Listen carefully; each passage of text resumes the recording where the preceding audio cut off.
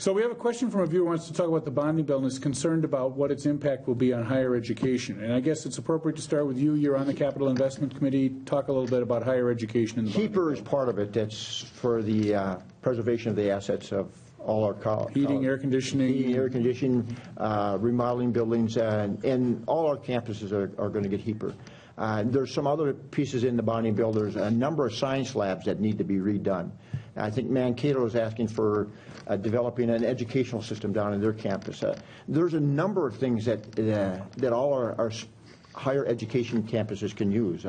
I know one thing we did do again this year is we froze tuition for universities and all state colleges, and that's a good deal. And the reason we did that is to keep the cost of a higher education down, which has gotten really high right now.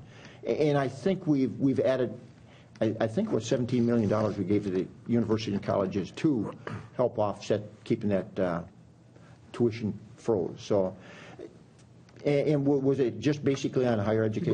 The bonding piece. Yeah, I think that there's a lot of good projects in there.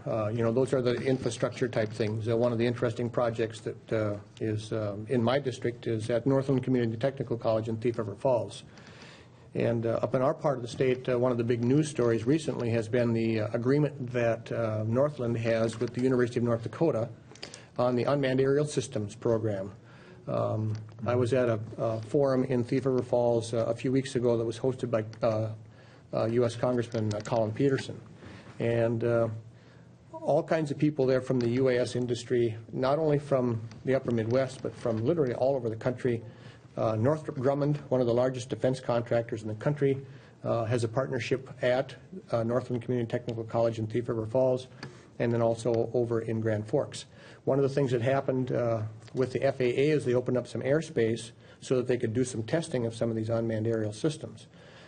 We heard a lot from the agricultural community of what can be done with these unmanned aerial systems. This is the drone thing that we discussed. It has sort of a negative connotation in some circumstances, but it has positive uses as well. It does. You know, the imaging that they can do, you know, they're going to be able to fly over a soybean field, for example, with a drone, a small drone that's remote controlled, maybe computer controlled, got GPSs in it, can fly over a soybean field, and it can relay light images back to a computer, and they can determine what are the nutrient needs of that soybean, and they can do it on a plot, on a map, using GPS.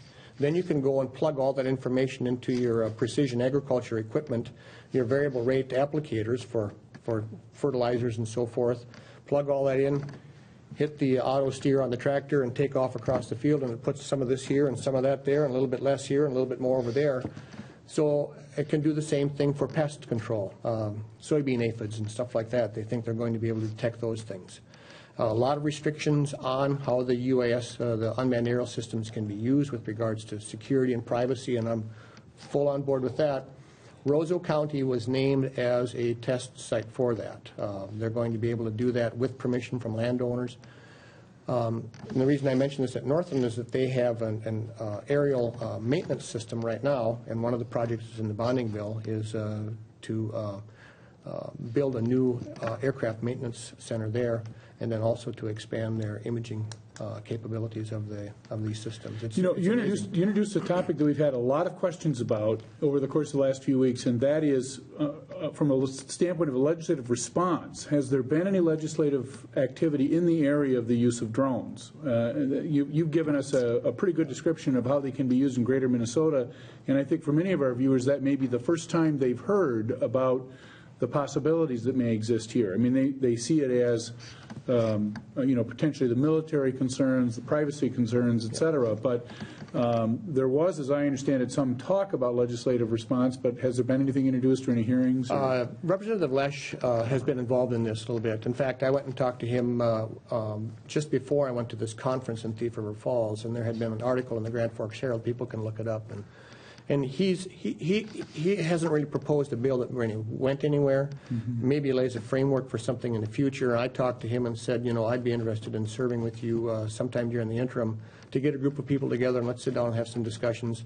Let's bring in the experts. Let's bring in law enforcement. Let's make sure that we protect privacy and so forth. One of the interesting things about the drones is there was some liquor store or whatever on the shore of one of the lakes in northern Minnesota, and you could call in and enter your GPS coordinates, and then they had a drone that would pick up a case of beer, and then it would take it on the lake and come down and would drop it off for you, and you use your credit card and pay for it, and away it would go. When the FAA came in and said, no, you can't do that, it's commercial. So, I love an entrepreneur, don't you? Huh?